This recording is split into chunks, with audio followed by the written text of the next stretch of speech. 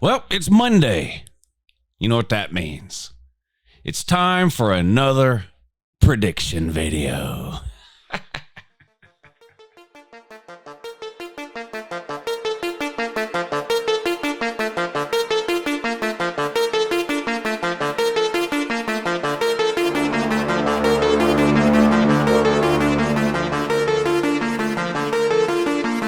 I know stuff. Oh, yeah, good morning, and that is Uncle Lou here. Yep, that's right, it is me, Lustradamus, live on LouTube for you. Thanks for watching, I really appreciate it also, and two, in addition to that as well. Hey, make sure you're subscribed if you're not. We're trying to get to 75,000 subscribers by the end of the season. Y'all can help me out by making sure that you're subscribed, hit the thumbs up, share the videos out. I would really appreciate it. 75K by the end of the year. Up today is a prediction for Utah for the 2025 college football season. Y'all know the deal. I go through the schedule game by game, give you a winner and a loser for every single week. Not just going to tell you what I think their record is going to be. That's easy. Any idiot can do that. Only this idiot can give you a winner and a loser for every single week, and that's what we're going to do. We'll get to that in just a second. Let's wrap up 2024 for Utah. It was not a good season, to say the least. In fact, it was their worst season since 2013. If you go back and look at it, they ended up going 5-7, only 2-7 in the sort of new and revamped Big 12. They, of course, added several new schools last year, Colorado. Or they joined the Big 12 out of the Pac-12. Utah, Colorado, was it Arizona State, all joined the Big 12. It didn't work out well for Utah. Now, I don't think that was necessarily the reason. They obviously got hit hard by the injury bug, most notably quarterback Cam Rising, who had an odd career at Utah. He was seemingly there forever. In fact, I think he was there for 7 or 8 years. But over the last couple of years, it's just been very injury prone. And then there was the case a couple of years ago where you thought he was coming back like every week, starting in like week 2, but he just never really came back. And then last year was what it was.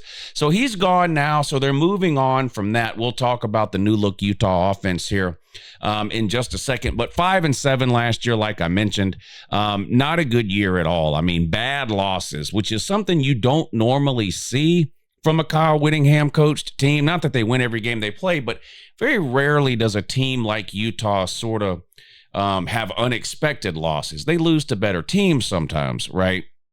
But they lost a lot of games last year to teams that most of us would consider to be pretty bad teams. They lost to Arizona. They lost to TCU. They lost to Houston. They lost to their rival BYU, which of course always heartbreaking for the Utah man, especially one in particular that Uncle Lou happened to have met last week.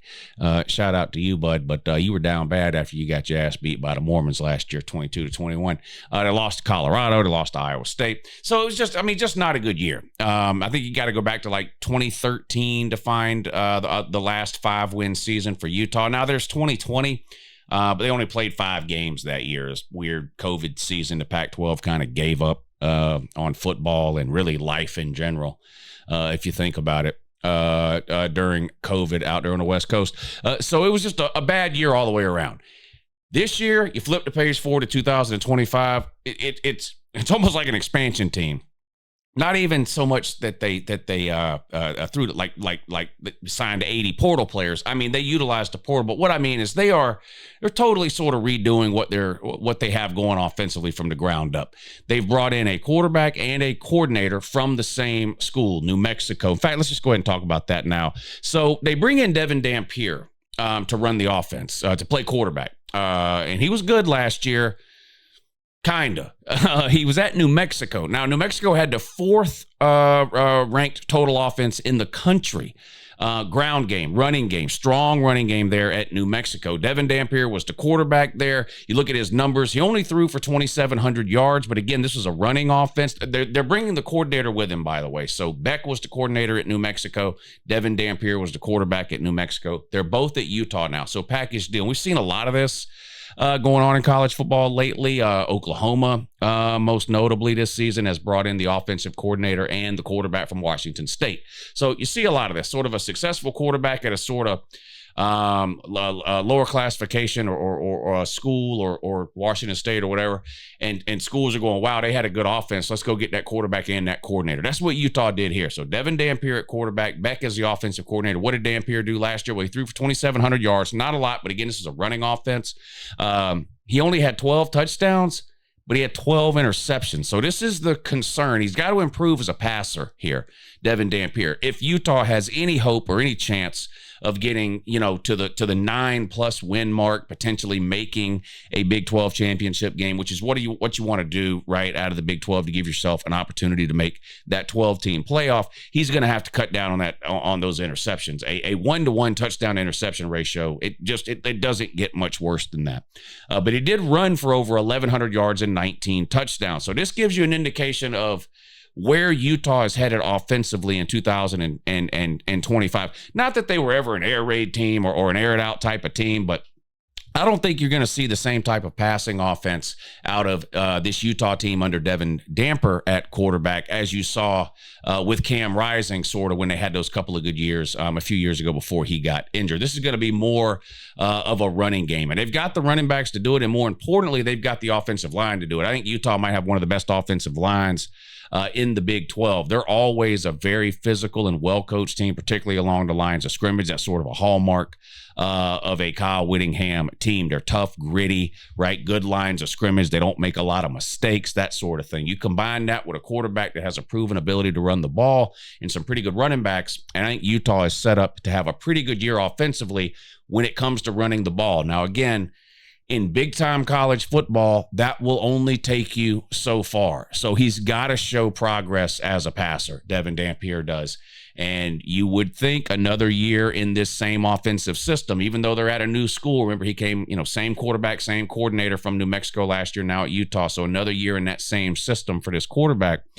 You have to hope and sort of cross your fingers if you're a Utah man that he can improve, that part of his game, throwing the ball. And, of course, staying healthy is going to be paramount, not just for the quarterback, but really all the way around for Utah.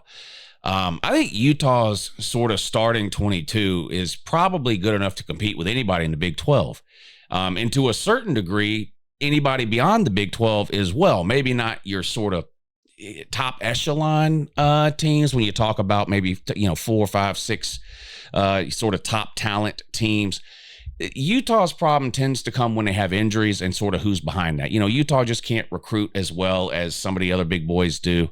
And so when you get later in the year with a team like Utah and injuries start to mount up, and we saw this happen with Utah over the last couple of years, right?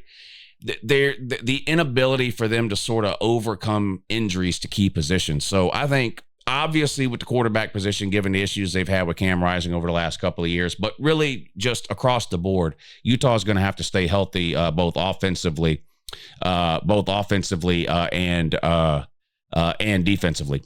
Speaking of defense, you might consider this kind of a rebuilding year for Utah defensively. They lost a lot of talent to the draft last year. However, they do have a lot of experienced players returning. In fact, they've got some experience at all three position groups: defensive line, linebacker, and secondary. I think linebacker probably the strong point for Utah defensively. They've got a couple of really good linebackers with some pro potential, and I think the secondary will be okay too. They brought in some pieces through the portal to kind of help shore that up. But again, similar to Utah on the offensive side of the ball, when you look at their starting 11 that they tried out there, pretty good. Hard to find like an obvious weakness, defensive line, linebacker, secondary. Potential issues, come up when you start talking about injuries later in the year, depth concerns, things like that. It's just important. And look, to a certain degree, you can say that for any team, right? You got to stay healthy. Duh. I mean, yeah, sounds kind of obvious. But what I mean is there are just some teams that are better built to sort of deal with injuries than others, right? Now, depending on the player that gets hurt, doesn't matter how much depth you have, you lose sort of you take Ohio State, for example. They're they're loaded everywhere, recruiting the top 5 every single year, right? As good as they are at wide receiver, they don't have another Jeremiah Smith they can plug in, right? So yeah, something like that happens to a player like that, that's going to hurt no matter who you are or how you recruit. But just in general, if I had to point out like list of possible concerns for Utah heading into 2025, it would be the new offense. I mean, it's great you bring the quarterback in, but it's a new offense for everyone else, right? The offensive linemen, the wide receivers, the running backs, all that. So a new offense that everybody's got to learn. How quickly can they pick it up? That sort of thing, right? And then really beyond that, at number 2, would be the depth. Can they stay healthy, particularly in key positions where they're sort of light in terms of the backups there. What does Vegas think about Utah for 2025? Not that we particularly care what Vegas thinks, but this is a pretty good idea. Or an indication, at least, of what the general public feels about a team heading into a season. So I like to look at a couple of different numbers here. One of them is the expected win total. This is how many games a team is expected to win over the course of their 12-game regular season. So this doesn't account for any potential conference championship game or bowl game or playoff or anything. This is just, okay, let's look at this team's 12-game schedule, which we've got pulled up over here. How many of those games should they win? And this is a betting number. So people see this number and they bet over that number or under that number based on how they think Utah will do compared to that number. The number for Utah this year is 7.5. That's the expected win total for Utah. Remember, they were 5-7 last year. So expected to take a significant step forward, at least a couple of games better than last year. Their expected win total sits at 7.5. You can't win 7.5 games. Again, this is a betting number. So if you're really high on Utah, you look at this number, expected to win 7.5 games, you would bet over that number, right? Meaning you think they're going to go 8-4, 9-3, 10-2. You get it. If you think Utah is maybe set to have another bad year, you would bet under that number of 7.5. So, 7-5, 6-6, 5-7. You get how that works. So it gives you an indication of sort of the middle ground of what people think about Utah. Their win total right now, the expected win total sits at 7.5. Now, when you look at their odds to win the Big 12, and this is something you really have to take with a grain of salt here. Arizona State had the worst odds last year to win the Big 12, and they won the Big 12.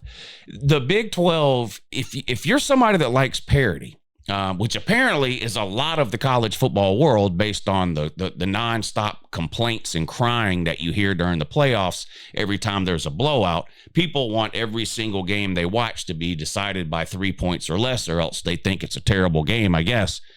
If that's the type of person you are, you should be watching the Big 12 every single week. The Big 12 is, if parity is what you're after, the Big 12 is the league for you. It is impossible to handicap this league, in my opinion.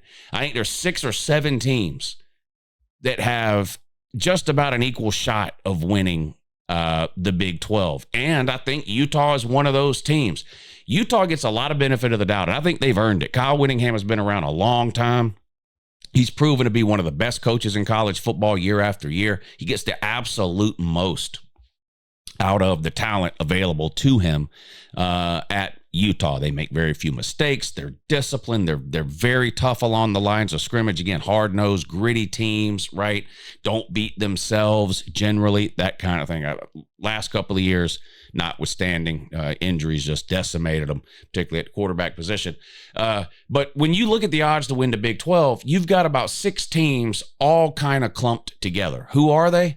Kansas State and Arizona State right now are tied for the best odds to win the Big 12 at plus 550. But right behind them, Utah at plus 600. And again, this isn't because of anything they did last year. This isn't even because of any type of returning talent they've got coming back from last year, at least not really, because they're bringing in a new quarterback, a new offensive coordinator, and thus an entirely new offensive system. Under most scenarios here, a team that went 5-7 and made these types of changes that Utah made would not be sitting with the 3rd best odds to win their conference. This is a tip of the hat to Kyle Whittingham and the consistency that he has shown at Utah over the years. And I don't disagree. Texas Tech is right behind them at plus 650, Baylor at plus 700, and TCU at plus 850. So those 6 teams are kind of all clumped together. Then you have a little bit of a drop before you get to Iowa State, Kansas, BYU, and then you fall off a cliff, and you've got teams like Colorado, Cincinnati, Houston, West Virginia down at the bottom with basically no chance at all, according to the numbers. But again, Arizona State had the worst odds to win the Big 12 last year, and they ended up winning the whole damn thing and making the playoffs. They're a pretty good team. So the Big 12 is a complete crapshoot. But Utah, right now, in terms of the betting market, has the third best odds of winning the Big 12. Kansas State and Arizona State tied for first there. Utah right behind them. All right, time to talk about the schedule. We're going to put it up. Well, it's already up on the screen over here. We're going to go through it game by game. I'm going to give you a winner and a loser for every single week and do my best to try to explain why I have him winning or losing certain games. Here we go. They start out with a non-con Power 4 opponent, but a familiar opponent from their Pac-12 days. Of course, neither team in the Pac-12 anymore, but Utah plays on the road at UCLA in week 1. UCLA, of course, now in the Big 10. Of course, Arizona now part of the Big 12. And from what I hear from Tennessee fans, UCLA's got a dog shit quarterback who's just terrible and not any good and probably won't ever win another game as long as he lives. So I just don't see any way possible Utah loses to a team like that. It is a road game, brand new offense from Utah. You could have some sort of kinks or bugs to work out here offensively if you're Utah. But this is a game Utah's got to win. I think they do win. I'm just not buying, all jokes aside, about Nico and UCLA's quarterback situation. I'm just not a buyer on UCLA. I think Utah goes in there week 1, gets the win. They're 1-0. Then they play Cal Poly at home. This is a throwaway game, sort of try out new stuff game. Let the backups play, that kind of thing. Utah should handle business no problem against Cal Poly. Now, week 3, this is a tricky game here. And if I'm a Utah fan, I'm asking some questions here. What dumbass scheduled this game? What dumbass scheduled it at Wyoming? Look, I'm all for these teams giving lower classification schools a shot. It's financial incentive. It gives them publicity, notoriety. It gives them TV exposure. So in some cases, it can help them down the road with recruiting and name recognition and things like that. So I'm all for Power 4/5 teams playing these lower classification teams on occasion. Why in the world you would play them there is just beyond me. It's just a bad idea. It's a no-win situation. If Utah goes into this game at Wyoming and wins by 40, no one's going to talk about it. I'm not going to talk about it. Sports Center's not going to talk about it. Utah fans won't be. No one will be impressed with that. It would be an impressive win because Wyoming is a good team and they play Power 5 opponents all the time. They play them tough. They have beaten some Power 4/5 opponents. Why in the world you would schedule this game on the, it's bad scheduling. I've said this a million times. I love these big early season games. They're great to watch and all that. The goal is not to provide an entertaining game to your fan base in week 3. That should not be your program's goal. And this isn't even an entertaining game. The goal should be to win your league or make the playoffs. This doesn't help you accomplish either of those things. It's a meaningless, pointless game. And the risk, I think, of playing at Wyoming, especially, look, I'm high on Utah. I like Utah. I think I've been fairly positive about Utah in this video. I love Kyle Whittingham, top 10 coach in the country. It's amazing what he's able to do year in and year out. But they're Utah. I mean, what if they go in and lose this game? I just don't get it. The juice ain't worth the squeeze. It's like Colorado playing North Dakota State last year. It nearly lost. What do you do if you lose that game? I mean, you can't overcome that type of embarrassment. That being said, I do think Utah goes on the road and wins. But, boy, I'm telling you, this is a game you might look at if you're a casual college football fan and glance right past it or whatever. Wyoming is capable of winning this game. I truly believe that. They get players drafted every year. They get players poached from Power 4 and 5 teams every year. They've got talent there. Here's what I'll tell you. Wyoming thinks they can win this game. I promise you that. Wyoming's not going into this game with their tail between their legs saying, we're playing big bad Utah from the Big 12 Power 4 league. Guess we got no chance today. No, Wyoming thinks they're winning this game. This is a dangerous game, but I think Utah goes in there and wins. Things get a lot harder the next week, though, when Texas Tech comes to town. Texas Tech spent a king's ransom. They've got a billionaire booster who's got money to burn. Literally burning a hole in his pocket. The guy's acting like he's allergic to money. Unbelievable transfer class for Texas Tech. And beyond that, and I don't think this gets enough talk or whatever, I like the coach there. I think the coach knows what he's doing. I don't think this is a situation of a terrible coach going out and buying a team. I like him. I think he's a good coach. A lot of people were high on Texas Tech last year before they went out and blew all this money in the portal, right? Didn't quite live up to it last year, but this could be the year for Texas Tech. There's a lot of people picking them to win the Big 12. We just talked about the odds a minute ago. They're right behind Utah in terms of odds to win the Big 12. Utah plus 600, Texas Tech plus 650. That's the third and the fourth highest ranked teams odds-wise in the Big 12. So if you're a Utah fan and you're going, what? It's Texas Tech. There's no way we're losing to them. They're Texas Tech. You are Texas Tech, basically, at least according to the Vegas odds here. This is going to be a great game. I think this is a massive advantage for Utah to get this game at home. However, I don't think it matters. I think Texas Tech wins this game. I think Texas Tech establishes themselves early in the season as the team to beat in the Big 12, along with Arizona State, Kansas State, and Utah still in the mix too. You got to remember, you can lose 2-3 games and still make the Big 12 title game. So this is not an elimination game here. It's not like Utah's season is over.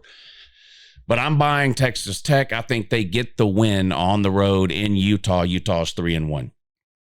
Good news is you turn around and go on the road to West Virginia, which may be the worst team in the Big 12. Now, they've brought back Rich Rod. So, the fans are through the roof. It's the offseason, so they think they're going 100-0 like fans always do in the offseason. But reality is just not a lot of talent there. They completely turned the roster over. Rich Rod may be able to sort of recreate the magic he had at West Virginia 15, 20 years ago. That's possible.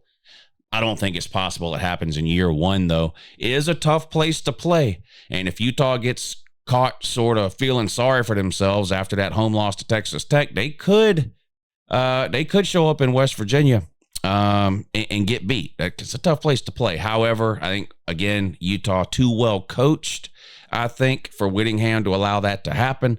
I think Utah goes on the road and gets the win in Morgantown, still just the one loss. You come out of that bye week and you play Arizona State, and guess what? I think you beat them. I think you beat Arizona State at home. You have to consider the parity in the Big 12. So some people are probably thinking, how are you going to lose to Texas Tech but beat Arizona State? You got to stop looking at college football that way in general. I had somebody tell me the other day, Notre Dame couldn't even beat Northern Illinois, but they beat Georgia. You can't look at college football that way. One game involving two teams, you can't translate that to a different game at a different point in the season involving different team. It just doesn't.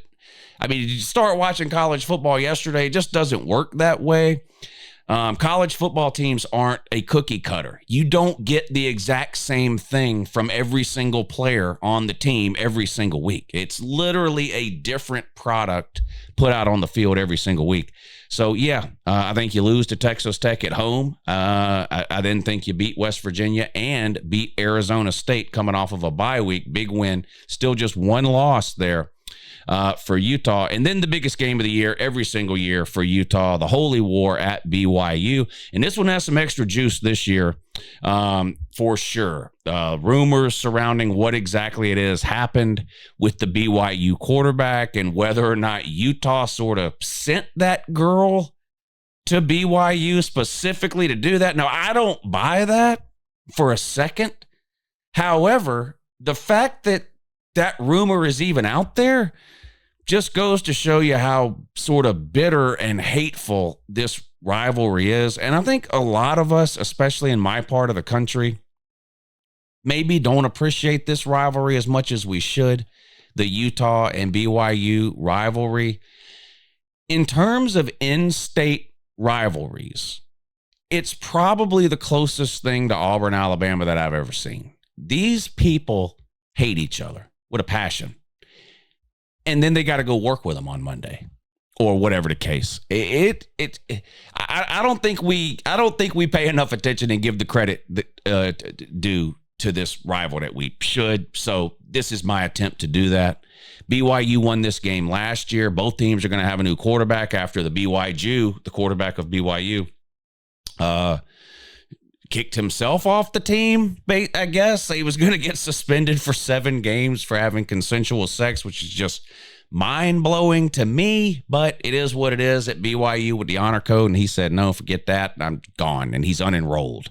And as of today, has not enrolled anywhere else, although he is looking for a landing spot. But nevertheless, they're going to have a new quarterback because of that. Utah, of course, a new quarterback as well with Cameron Rising no longer there. Road game, BYU beat you at home last year. They beat you again. Oh, no.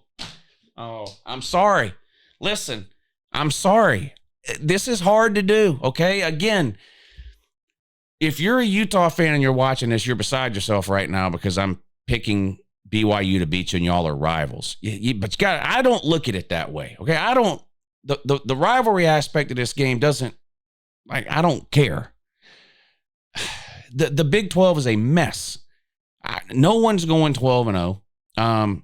Everybody might go 8-4. Like, it's just it's an impossible league to predict. I think BYU's a good team. I like Sataki. I think he's a good head coach.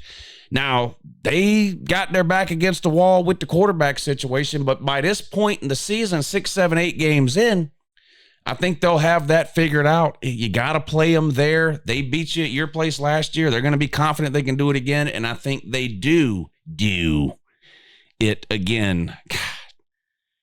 I'm sorry. To the Utah man, I apologize. Again, I was in Vegas last week. I hung out with the Utah man. We had a good time. We played blackjack. We ate dinner. Whatever. We had a great time. Shout out to you, Utah man.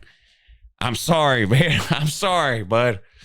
That's Utah's second loss. The good news is they turn around with a couple of home wins here against Colorado and Cincinnati, 2 teams that I do not think will be very good in 2025. Colorado set to take a massive step back, I think, after losing pretty much every good player they had and still not really caring about the game of football out there. They've got no running game. Their lines of scrimmage are terrible. It's more of a reality kind of comedy show than it is actual football program. Utah will beat them as well as Cincinnati. Then you get your second bye week before going on the road to play Baylor. You might lose 2 of your last 3 games. At Baylor, home against Kansas State, and at Kansas. Here's the deal. I'll tell you right now, I think you're losing to Kansas State. So let's mark an L for Kansas State. I think you're slightly better than Baylor. I think you're slightly better than Kansas. But you play them both on the road.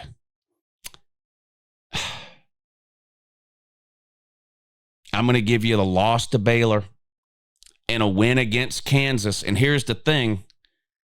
Kansas, like Utah, has had their seasons derailed lately due to significant injuries, particularly at the quarterback position. If that doesn't happen for Kansas, you could lose all 3 of those. You could lose at Baylor, lose at home to Kansas State, lose on the road at Kansas. I think Kansas State is the best of those 3 teams. When healthy, I think Kansas is probably number 2, and then I would have Baylor. But boy, Kansas, I mean, they just, any injury at all to them is crippling, even more so than Utah. So I'm giving you losses at Baylor and home against Kansas State, and then a win on the road at Kansas to close out the season. So to recap that, that's losses to Texas Tech, BYU, Baylor, and Kansas State. Now that's 8-4. A lot of y'all are going to look and go, that's ridiculous, especially the Utah fans. We're going 100-0. I know you're going 100-0 because it's the middle of July, okay? But I've made this analogy before. You have a tidal wave and you have the shore, okay? The shore is fans right now. The tidal wave is the start of the season. The start of the season is getting closer to the shore. And the point at which they meet is called reality. And reality is coming for a lot of fan bases this offseason, the Utah man included. Listen, you were 5-7 last year. You only won 2 conference games. 8-4 is a massive turnaround in 1 year. To go from 5 to 8 wins, that's a 3-win difference, a 3-win improvement. In year 1 with a new quarterback and a brand new offensive system and coordinator. It's not like this coordinator is coming in and running the same old Utah offense. The whole point of bringing this coordinator in is because he was with this quarterback last year at New Mexico, and you're importing their offense basically. 5 wins last year to 8 this year, 8-4. And could you go 9-3? Of course, you could go 9-3. And if you go 9-3, maybe you find your way into the Big 12 championship game. You could also go 6-6 or 7-5. I think some of these games, you could lose that Wyoming game. I've got you winning it. You could beat Texas Tech at home. I've got you losing. You could lose on the road at West Virginia. I've got you winning. You could lose to Arizona State. Arizona State was the best team in the Big 12 last year. They might be again. I've got you beating them. You could lose to them. So before you get mad and pick out a game or two, BYU, I've got you losing. Before you get mad, oh, there's no way we're losing to BYU. This guy doesn't know what he's talking about. He's an idiot. Talking about we're going 8-4 and losing to BYU. Oh, we're going 9-3 then because we're not losing to BYU. Okay, well then you're beating BYU and losing to Arizona State. Either way, that equals 8-4. Dummy. The Holy War. The Holy War. The reality is both of your religions are basically a waste of time. Have a good morning.